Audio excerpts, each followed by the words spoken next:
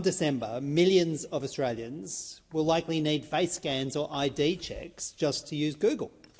And that's the latest online safety code for search engines, and it's really been happening without any public discussion and without any real input from this place at all, because the code didn't go through Parliament.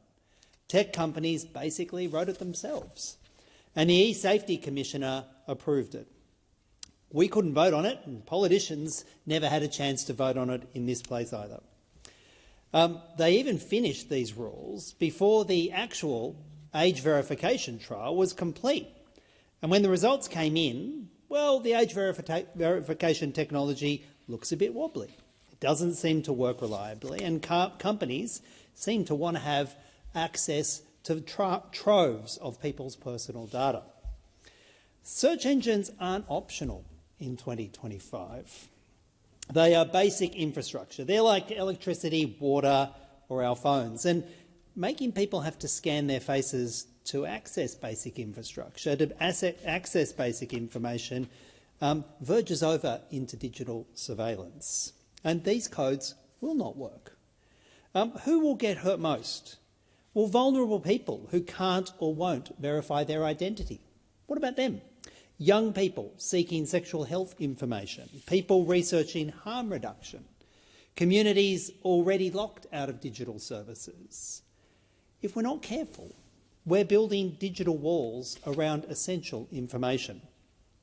And this law, this online safety code, will only apply to logged-in users, which means anyone who understands the internet even a little bit will be asking themselves, well, can't users just not log in?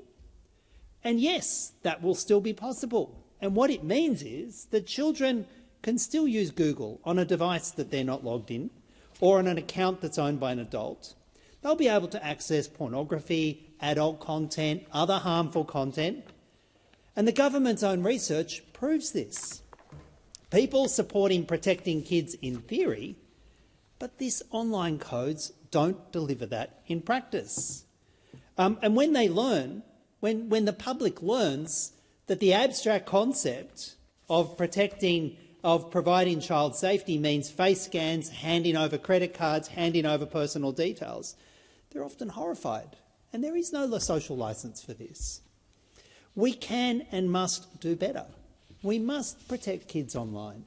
We must do what we can to prevent this harmful material finding its way into young and vulnerable minds. But instead of playing whack-a-mole with content, well, why don't we target the billionaire business models that profit from harm, including exploitative algorithms? And instead of surveilling everyone, why don't we work to regulate platforms properly?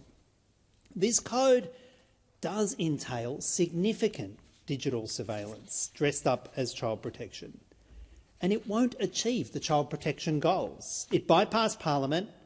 It's ignored the evidence, some of it gathered by the government's own trial, and will harm people that it claims to protect. We support pausing this code, going back to the drawing board. Protecting children shouldn't mean surveilling everyone. We can have both safety and privacy, but not through this broken process. So what would work? Well, I tell you what would work: providing a statutory duty of care to the platforms, requiring that duty of care, and then putting in place clear, enforceable obligations for that duty of care. We won't just stand by while Australia builds a surveillance state, one safety measure at a time.